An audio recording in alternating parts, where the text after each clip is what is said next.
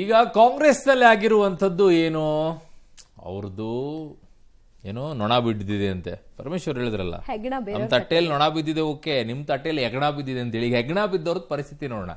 ಯಾರ ತಟ್ಟೆಯಲ್ಲಿ ಹೆಗ್ಣ ಬಿದ್ದಿದೆ? ಈಗ ಬಿಜೆಪಿ ತಟ್ಟೆಯಲ್ಲಿ ಅಂತ ಪರಮೇಶ್ವರ್ ಹೇಳಿದ್ದಾರೆ. ಸೊ ಹೆಗ್ಣ ಬಂದಿರೋದ್ ಪರಿಸ್ಥಿತಿ ಏನೀಗ?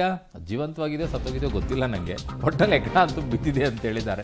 ನೋಡ್ಕೊಳ್ಳಿ, ಜೀವಂತವಾಗಿದ್ರೆ ಪಾಪ ಬಿಟ್ಟುಬಿಡಿ, ಸತ್ತಿದ್ರೆ ಏನ್ ಮಾಡ್ತೀರಾ ಪಾಪ ಒಂಚೂರು ಮಾಡ್ಕೊಡಿ ಅಷ್ಟೇ. ರೆಬಲ್ ಯತ್ನಾಳ್ ವಿರುದ್ಧ ವರಿಷ್ಠರ ಕದನ ಜೋರಾಗಿದೆ ಈಗ. ಅದು ಬಟ್ ವಿರಾಮ ಅಂತಿದ್ದಾರೆ ಇವರು. ನೋಟಿಸ್ ಕೊಟ್ಟು ಎಚ್ಚರಿಕೆಯನ್ನ ಹೈಕಮಾಂಡ್ ಕೊಟ್ಟಿದೆಯಾ? ನೋಟಿಸ್ ಡೆಡ್ಲೈನ್ ಮುಗಿದ ಮೇಲೆ ಶಾಕ್ ಫಿಕ್ಸ್ ಆಗಿದ್ದಾಗ, ಯತ್ನಾಳ್ಗೆ ವಿಜಯೇಂದ್ರ ಪಾಠ ಏನು ಆಗಿದ್ದಾಗ, ಪರಸ್ಪರ ಕಚ್ಚಾಡೋದ್ರಿಂದ ಏನೂ ಲಾಭ ಇಲ್ಲ ಅಂತ ಅಂದವ್ರು ಯಾರು? ಹಾಗಿದಾಗ ಎಲ್ಲಿಗೆ ಬಂದಿದೆ ತಟ್ಟೆಯಲ್ಲಿ ಹೆಗ್ಣ ಬಿದ್ದವ್ರ ಕತೆ ನೋಡಿ.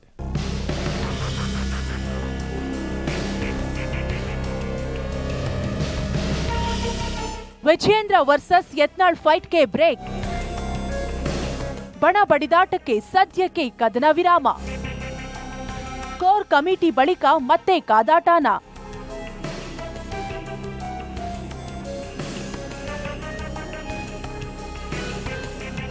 ರಾಜ್ಯ ಬಿಜೆಪಿಯಲ್ಲಿ ರಾಜ್ಯಾಧ್ಯಕ್ಷ ವಿಜಯೇಂದ್ರ ಮತ್ತು ರೆಬಲ್ ಶಾಸಕ ಯತ್ನಾಳ್ ಟೀಮ್ ಕಿತ್ತಾಟಕ್ಕೆ ಸದ್ಯಕ್ಕೆ ಬ್ರೇಕ್ ಬಿದ್ದಿದೆ. ನಿನ್ನೆ ಕೇಂದ್ರ ಶಿಸ್ತು ಸಮಿತಿ ಮುಂದೆ ಹಾಜರಾಗಿದ್ದ ಯತ್ನಾಳ್ಗೆ ಸದ್ಯಕ್ಕೆ ಯಾವುದೇ ಬಹಿರಂಗ ಹೇಳಿಕೆ ನೀಡದಂತೆ ಹೈಕಮಾಂಡ್ ಸೂಚಿಸಿದೆ. ಹೀಗಾಗಿ ಬಿಎಸ್ವೈ ಕುಟುಂಬದ ವಿರುದ್ಧ ಯತ್ನಾಳ್ ಸಾರಿದ್ದ ಸಮರಕ್ಕೆ ಕದನ ವಿರಾಮ ಬಿದ್ದಂತಾಗಿದೆ. ಇವತ್ತು ದೆಹಲಿಯಲ್ಲಿ ಆಪ್ತರ ಸಭೆ ನಡೆಸಿದ್ದ ಯತ್ನಾಳ್ ಮುಂದಿನ ಬೆಳವಣಿಗೆಗಳ ಬಗ್ಗೆ ಚರ್ಚೆ ನಡೆಸಿದ್ದಾರೆ. ಇನ್ನೊಂದೆಡೆ ರಾಜ್ಯ ಬಿಜೆಪಿಯಲ್ಲಿನ ಗುದ್ದಾಟಕ್ಕೆ ಹಾವು ಸಾಯಬಾರದು, ಕೋಲು ಮುರಿಯಬಾರದು ಅಂತ ಎಚ್ಚರಿಕೆ ಹೆಜ್ಜೆಯನ್ನ ಹೈಕಮಾಂಡ್ ಇಟ್ಟಂತಿದೆ. ನಾವೇನು ಉತ್ತರ ಕೊಟ್ಟಿವಿ, ಅವರು ಸಂತೃಪ್ತಿ ಆಗ್ಯಾರ, ಮುಗಿದೋಗಿತ್ತು. ಅಲ್ರಿ, ನಾವು ವಕಫ್ ಹೋರಾಟ ಸಲ ಕೂಡಿದ್ದೀವಿ. ಯಾವುದೇ ರೀತಿ ಪಕ್ಷದ ಒಳಗಿನ ಒಂದು ಇದರ ಬಗ್ಗೆ ಚರ್ಚೆ ನಾವು ಮಾಡೇ ಇಲ್ಲ. ನಾವು ಏನು ಚರ್ಚೆ ಮಾಡಿದ್ದು ಅಂದ್ರೆ ಇವತ್ತು ವಕಫ್, ನಾವು ಅಷ್ಟು ಅದರ ಮ್ಯಾಗೆ ನಮ್ಮ ಟೀಮ್ ಏನಿದೆ ವರ್ಕೌಟ್ ಮಾಡಿ ಸುಮಾರು 3000 ಪೇಜದಷ್ಟು ನಾವು ರಿಪೋರ್ಟ್ ಕೊಟ್ಟಿದ್ದೀವಿ. ಅದರ ಅರ್ಥ ನಾವು ವಕಫನ್ನು ಎಷ್ಟು ಸೀರಿಯಸ್ ಆಗಿ ಇಡೀ ದೇಶದಲ್ಲೇ ಕರ್ನಾಟಕ ಮೊದಲಿದೆ, ಅದನ್ನು ಮುಂದುವರಿಸುವಂಥದ್ರ ಬಗ್ಗೆ ಚರ್ಚೆ ಮಾಡಿದ್ದೀವಿ ಹೊರತು ನಾವು ಯಾವುದೇ ಪಕ್ಷದ ಆಂತರಿಕ ವಿಷಯವನ್ನು ಚರ್ಚೆ ಮಾಡಿಲ್ಲ. ಶೋಕಾಸ್ ನೋಟಿಸ್ ನೀಡಿದ ಬಳಿಕ ಬಸನಗೌಡ ಪಾಟೀಲ್ ಯತ್ನಾಳ್ ಅವರು ರಾಷ್ಟ್ರೀಯ ಶಿಸ್ತು ಸಮಿತಿಯ ಮುಂದೆ ಹಾಜರಾಗಿದ್ರು. 6 ಪುಟಗಳ ಉತ್ತರವನ್ನ ಕೂಡ ಸಲ್ಲಿಸಿದ್ರು. ಈ ಸಂದರ್ಭದಲ್ಲಿ ಬಸನಗೌಡ ಪಾಟೀಲ್ ಯತ್ನಾಳ್ ಅವರಿಗೆ ಒಂದು ಕಿವಿ ಮಾತನ್ನ ರಾಷ್ಟ್ರೀಯ ನಾಯಕರು ಹೇಳಿದ್ದಾರೆ. ಯಾವುದೇ ಕಾರಣಕ್ಕೂ ಕೂಡ ಬಹಿರಂಗವಾದಂತಹ ಹೇಳಿಕೆಗಳನ್ನ ಕೊಡಬಾರದು ಅನ್ನುವಂತ ನಿಟ್ಟಿನಲ್ಲಿ ಸಲಹೆಯನ್ನ ಕೂಡ ಕೊಟ್ಟಿದ್ದಾರೆ.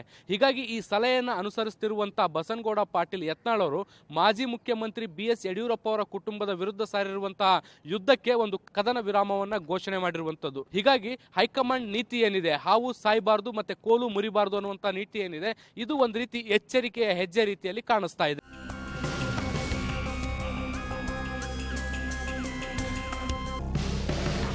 ಡಿಸೆಂಬರ್ 7ರ ನಂತರ ಯತ್ನಾಳ್ ಭವಿಷ್ಯ, ಯತ್ನಾಳ್ ವಿರುದ್ಧ ಕ್ರಮವಾಗುತ್ತಾ? ಕೇಂದ್ರ ಶಿಸ್ತು ಸಮಿತಿ ಕೊಟ್ಟ ನೋಟಿಸ್ಗೆ ನಿನ್ನೆ 6 ಪುಟಗಳ ಉತ್ತರವನ್ನ ಯತ್ನಾಳ್ ನೀಡಿದ್ದಾರೆ. ಪಕ್ಷದಲ್ಲಿನ ಬೆಳವಣಿಗೆ, ಒಳ ರಾಜಕೀಯ ಬಗ್ಗೆ ಹೈಕಮಾಂಡ್ಗೆ ವಿವರಣೆ ಕೂಡ ಕೊಟ್ಟಿದ್ದಾರೆ. ಯತ್ನಾಳ್ ಉಚ್ಚಾಟನೆಗೆ ವಿಜಯೇಂದ್ರ ಟೀಮ್ ಒತ್ತಾಯ ಮಾಡಿದ್ರೂ ಕೂಡ ಶಿಸ್ತು ಕ್ರಮಕ್ಕೆ ಹೈಕಮಾಂಡ್ ಮುಂದಾಗಿಲ್ಲ. ಯತ್ನಾಳ್ ವಿರುದ್ಧ ಶಿಸ್ತು ಕ್ರಮಕ್ಕೆ ಮುಂದಾದ್ರೆ ಪಕ್ಷದಲ್ಲಿ ಗೊಂದಲ, ಸಮಸ್ಯೆ ಮತ್ತಷ್ಟು ಜಟಿಲವಾಗಬಹುದು. ಈಗಿರುವ ವೈಯಕ್ತಿಕ ಬಣಗಳು ಪಕ್ಷದ ಬಣಗಳ ರೂಪ ಪಡೆಯುವ ಆತಂಕ ಎದುರಾಗಿದೆ. ಹೀಗಾಗಿ ಎರಡೂ ಕಡೆಯವರಿಗೆ ವಾರ್ನಿಂಗ್ ಕೊಟ್ಟು ಸದ್ಯಕ್ಕೆ ಬಡಿದಾಟಕ್ಕೆ ತೇಪೆ ಹಚ್ಚೋ ಪ್ರಯತ್ನ ನಡೀತಿದೆ ಎನ್ನಲಾಗಿದೆ. ಯತ್ನಾಳ್ ವಿರುದ್ಧ ಶಿಸ್ತು ಕ್ರಮ ಆಗಬೇಕು ಅನ್ನುವಂತಹ ಒತ್ತಾಯವನ್ನ ವಿಜೇಂದ್ರ ಬಣ ಹೈಕಮಾಂಡ್ ನಾಯಕರ ಮುಂದೆ ಇಟ್ಟಿತ್ತು. ಆದರೆ ಹೈಕಮಾಂಡ್ ನಾಯಕರು ಸದ್ಯ ಯತ್ನಾಳ್ ವಿರುದ್ಧ ಯಾವುದೇ ಕ್ರಮಗಳನ್ನ ತೆಗೆದುಕೊಂಡಿಲ್ಲ. ಒಂದ್ ವೇಳೆ ಯತ್ನಾಳ್ ವಿರುದ್ಧ ಕ್ರಮಗಳಾದ್ರೆ ರಾಜ್ಯ ಬಿಜೆಪಿಯಲ್ಲಿ ಬಣ ಬಡಿದಾಟ ಇನ್ನಷ್ಟು ಹೆಚ್ಚಾಗುತ್ತೆ. ಈ ನಿಟ್ಟಿನಲ್ಲಿ ಎರಡೂ ಬಣದ ನಾಯಕರು ಒಟ್ಟಾಗಿ ಹೋಗಬೇಕು ಅನ್ನುವಂತಹ ಸಂದೇಶವನ್ನ ಕೊಟ್ಟಿದ್ದಾರೆ. ಹೀಗಾಗಿ ವಿಜೇಂದ್ರ ಬಣ ಮುಂದೆ ಯಾವ ಪ್ರಕ್ರಿಯೆಗಳನ್ನ ಮಾಡುತ್ತೆ ಕಾದ್ ನೋಡಬೇಕು. ಯತ್ನಾಳ್ ವಿಚಾರದಲ್ಲಿ ಮತ್ತೆ ಬಿಎಸ್ವೈ ಸಾಫ್ಟ್, ಆಂತರಿಕ ಭಿನ್ನಮತ ಕೂತು ಬಗೆಹರಿಸಿಕೊಳ್ತೇವೆ. ಎಲ್ಲಾ ಸುಖಾಂತ್ಯದ ಬಗ್ಗೆ ಬಿಎಸ್ವೈ ವಿಶ್ವಾಸ. ಬಿಜೆಪಿಯಲ್ಲಿ ರೆಬಲ್ ಆಗಿರುವ ಯತ್ನಾಳ್ ವಿಚಾರಕ್ಕೆ ಶಿವಮೊಗ್ಗದಲ್ಲಿ ಮಾಜಿ ಸಿಎಂ ಯಡಿಯೂರಪ್ಪ ಪ್ರತಿಕ್ರಿಯಿಸಿದ್ರು. ಪರಸ್ಪರ ಕಚ್ಚಾಡುವುದರಿಂದ ಯಾರಿಗೂ ಲಾಭ ಇಲ್ಲ, ಎಲ್ಲರೂ ಕುಳಿತುಕೊಂಡು ಮಾತನಾಡಿ ಬಗೆಹರಿಸಿಕೊಳ್ಳುತ್ತೇವೆ. ಯತ್ನಾಳ್ ವಿಷಯ ಎಲ್ಲಾ ಸುಸೂತ್ರವಾಗಿ ಬಗೆಹರಿಯುತ್ತದೆ ಎಂದಿದ್ದಾರೆ. ಇನ್ನು ದೆಹಲಿಯಲ್ಲಿರುವ ವಿಪಕ್ಷ ನಾಯಕ ಆರ್ ಅಶೋಕ್, ಯತ್ನಾಳ್ ವಿಚಾರ ಹೈಕಮಾಂಡ್ ಅಂಗಳದಲ್ಲಿದೆ, ಇದು ಸುಖಾಂತ್ಯವಾಗಲಿದೆ ಎಂದಿದ್ದಾರೆ. ಎಲ್ಲವೂ ಸಹ ಸುಸೂತ್ರವಾಗಿ ಬಗೆಹರಿಯುತ್ತೆ ಅನ್ನೋ ವಿಶ್ವಾಸ ನನಗಿದೆ. ಎಲ್ಲರೂ ಒಟ್ಟಾಗಿ ಒಂದಾಗಿ ಹೋದಾಗ ಮಾತ್ರ ನಾವೇನಾದರೂ ಸಾಧನೆ ಮಾಡಕ್ ಸಾಧ್ಯ ಇದೆ. ಪರಸ್ಪರ ಥರ ಕಚ್ಚಾಡೋದ್ರಿಂದ ಅವ್ರಿಗೆ ಆಗಲಿ ನಮಗೆ ಆಗಲಿ ಲಾಭ ಆಗೋದಿಲ್ಲ. ಸೊ ಅದರಿಂದ ಈ ಅಧಿವೇಶನದಲ್ಲಿ ಎಲ್ಲರೂ ಒಟ್ಟಾಗಿ ಈ ಸರ್ಕಾರದ ವೈಫಲ್ಯತೆ ವಿರುದ್ಧ ಹೋರಾಟ ಮಾಡೋಕ್ಕೆ ಒಟ್ಟಾಗಿ ಕೆಲಸ ಮಾಡಬೇಕು ಅಂತೇಳಿ ವಿನಂತಿಯನ್ನು ಮಾಡ್ತೇನೆ. ಈಗಾಗಲೇ ಹೈಕಮಾಂಡ್ ಅಂಗಳದಲ್ಲಿದೆ, ಅಲ್ಲಿ ಏನಾದೆಯೋ ತೀರ್ಮಾನ ಆಗುತ್ತೆ, ಇದೆಲ್ಲ ಸುಖಾಂತಿ ಆಗುತ್ತೆ. ಆರಾಮ್ಸೆ ನಮ್ಮ ಕಾರ್ಯಕರ್ತರಿಗೂ ಕೂಡ ಸಂತೋಷ ಆಗುವಂತ ಒಂದು ತೀರ್ಮಾನವನ್ನ ಕೇಂದ್ರದ ನಾಯಕರು ಮಾಡ್ತಾರೆ. ರಾಜಕಾರಣದಲ್ಲಿ ಪ್ರತಿ ಹಂತದಲ್ಲೂ ಅಗ್ರೆಸಿವ್ ಆಗಿರೋಕ್ಕೆ ಚಾನ್ಸೇ ಇರೋದಿಲ್ಲ. ಒಂದ್ ಕಡೆ ಕಾಂಗ್ರೆಸ್ನಲ್ಲಿ ಡಿ ಕೆ ಶಿವಕುಮಾರ್ ಅವರು ಅವರ ವಿರೋಧಿಗಳ ವಿರುದ್ಧ ಒಂದು ರೀತಿಯಲ್ಲಿ ಸಾಫ್ಟ್ ಆಗ್ತಾ ಬರ್ತಾ ಇದ್ದಾರೆ. ಬಿಜೆಪಿಯಲ್ಲೂ ಕೂಡ ಅದು ಒಂದು ರೀತಿಯಲ್ಲಿ ಕಾಣಬಹುದಾಗಿದೆ. ಯಡಿಯೂರಪ್ಪನವರು ಯತ್ನಾಳ್ ಬಗ್ಗೆ ಒಂದು ರೀತಿಯಲ್ಲಿ ಸಾಫ್ಟ್ ಕಾರನ್ನು ತೋರಿದ್ದಾರೆ. ಅಂದ್ರೆ ನಾವೆಲ್ಲರೂ ಕೂಡ ಒಟ್ಟಾಗಿ ಹೋಗೋಣ ಅನ್ನೋ ಸಂದೇಶವನ್ನು ಕೂಡ ರವಾನೆ ಮಾಡಿರ್ತಕ್ಕಂಥದ್ದು. ಈ ನಡುವೆ ಹೈಕಮಾಂಡ್ ಮಟ್ಟದಲ್ಲಿ ಮಾತುಕತೆ ನಡೆಯುವಂತಹ ಸನ್ನಿವೇಶದಲ್ಲಿ ಯತ್ನಾಳ್ ಅವರಿಗೆ ಎಲ್ಲೋ ಒಂದ್ ಕಡೆ ಬುದ್ಧಿ ಹೇಳಿದ್ದಾರೆ ಅಂತ ಹೇಳಲಾಗ್ತಾ ಇದೆ. ಜೊತೆಗೆ ಈ ಪ್ರಕರಣ ಏನಿದೆ ಇದು ಸುಖಾಂತ್ಯ ಕಾಣುತ್ತೆ ಅಂತ ಅಶೋಕಾದಿಯಾಗಿ ಎಲ್ಲಾ ನಾಯಕರು ಕೂಡ ವಿಶ್ವಾಸವನ್ನು ವ್ಯಕ್ತಪಡಿಸ್ತಾ ಇದ್ದಾರೆ. ಹಾಗಾದ್ರೆ ಯತ್ನಾಳ್ ಸರಿ ಹೋಗ್ತಾರಾ? ವಿಜೇಂದ್ರ ಮತ್ತೆ ಯತ್ನಾಳ್ ನಡುವೆ ಸಂಬಂಧ ಸರಿ ಹೋಗುತ್ತಾ? ಮತ್ತೆ ಹೈಕಮಾಂಡ್ ಹೇಳಿದಂತೆ ಯತ್ನಾಳ್ ಕೇಳ್ತಾರಾ? ಇದೆಲ್ಲದಕ್ಕೂ ಕೂಡ ಕಾಲವೇ ಉತ್ತರಿಸಬೇಕಾಗಿದೆ. ನಮ್ಮ ಹೋರಾಟ ಸರ್ಕಾರದ ವಿರುದ್ಧ, ಪಕ್ಷದ ವಿರುದ್ಧವಲ್ಲ. ಪಕ್ಷದಲ್ಲೇ ತಂಡವಾದ್ರೆ ಹೋರಾಟ ಮಾಡೋದ್ಯಾರು? ಯತ್ನಾಳ್ ಟೀಕೆಗಳಿಗೆ ವಿಜೇಂದ್ರ ಬುದ್ಧಿವಾದ. ಶಾಸಕ ಯತ್ನಾಳ್ ಭಿನ್ನರಾಗಕ್ಕೆ ವಿಜೇಂದ್ರ ರೇಣುಕಾಚಾರ್ಯ ತಿರುಗೇಟು ಕೊಟ್ಟಿದ್ದಾರೆ. ನಾಲಿಗೆ ನಮ್ಮ ಸಂಸ್ಕೃತಿಯನ್ನ ತೋರಿಸುತ್ತದೆ. ಪಕ್ಷ ಸಂಘಟನೆಯಲ್ಲಿ ಕಾರ್ಯಕರ್ತರ ಬೆವರಿದೆ. ಕಾರ್ಯಕರ್ತರಿಗೆ ಅವಮಾನ ಆಗದಂತೆ ನಾವು ನಡೆಯಬೇಕು.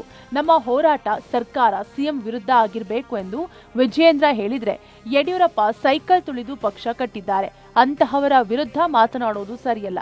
ನಾವು 100ಕ್ಕೆ 100ರಷ್ಟು ದೆಹಲಿಗೆ ಹೋಗಿ ಹೈಕಮಾಂಡ್ ಭೇಟಿ ಮಾಡ್ತೇವೆ, ಯಾವುದಕ್ಕೂ ಬಹಿರಂಗವಾಗಿ ಹೇಳಲ್ಲ ಅಂತ ಮಾಜಿ ಶಾಸಕ ರೇಣುಕಾಚಾರ್ಯ ಹೇಳಿದ್ದಾರೆ. ನನ್ನನ್ನು ಒಳಗೊಂಡಂತೆ ನಾನು ಮಾತನಾಡೋದಕ್ಕೆ ಇಚ್ಛೆ ಪಡ್ತೇನೆ. ನಾಲಿಗೆ ನಮ್ಮ ಸಂಸ್ಕೃತಿಯನ್ನು ತೋರಿಸ್ತದೆ. ಈ ರಾಜ್ಯದಲ್ಲಿ ಲಕ್ಷಾಂತರ ಕಾರ್ಯಕರ್ತರ ಒಂದು ಬೆವರಿದೆ. ಇದರಲ್ಲಿ ಪಕ್ಷ ಸಂಘಟನೆ ಎಷ್ಟು ಎತ್ತರಕ್ಕೆ ಬೆಳೆದು ಬಂದ ನಿಂತದ್ದಲ್ಲಿ ನಾನು ಯಾವ ರೀತಿ ನಡ್ಕೊಳ್ತೇನೆ, ಏನ್ ಮಾತನಾಡ್ತೇನೆ, ಕಾರ್ಯಕರ್ತನ ಒಳಗೊಂಡಂತೆ ಎಲ್ಲರೂ ಕೂಡ ಗಮನಿಸ್ತಾ ಇರ್ತಾರೆ. ನನ್ನನ್ನು ಒಳಗೊಂಡಂತೆ ನಮ್ಮ ನಡವಳಿಕೆ ಆಗಿರ್ಬೇಕು ಅಂತ ಹೇಳಿದ್ರೆ ನಮ್ಮ ಕಾರ್ಯಕರ್ತರಿಗೆ ಅಪಮಾನ ಮಾಡ್ತಕ್ಕಂಥ ನಿಟ್ಟಿನಲ್ಲಿ ಯಾರು ಕೂಡ ನಡೆದುಕೊಳ್ಬಾರದು. ಹೋರಾಟ ಯಾರ ವಿರುದ್ಧ ಮುಂದುವರಿಬೇಕು, ತಾವು ಯಾವ ಪಕ್ಷದಲ್ಲಿ ಆತ್ಮಾವಲೋಕನ ಮಾಡ್ಕೊಳ್ಬೇಕು. ನಾವು ಒಟ್ಟಾಗಿ ಒಂದು ಆಗಬೇಕಂದ್ರೆ ಕಾಂಗ್ರೆಸ್ ವಿರುದ್ಧ ಹೋರಾಟ ಮಾಡ್ತೀವಿ ಅಂತ ಹೇಳ್ರಿ. ನಾವು ಒಟ್ಟಾಗಿ ಇನ್ನೂ ಬಹಳಷ್ಟು ಜನ ಸೇರ್ತೀವಿ, ಚರ್ಚೆ ಮಾಡ್ತೀವಿ. ನಾವು ಡೆಲ್ಲಿ 100ಕ್ಕೆ 100 ಡೆಲ್ಲಿಗೆ ಹೋಗ್ತೀವಿ.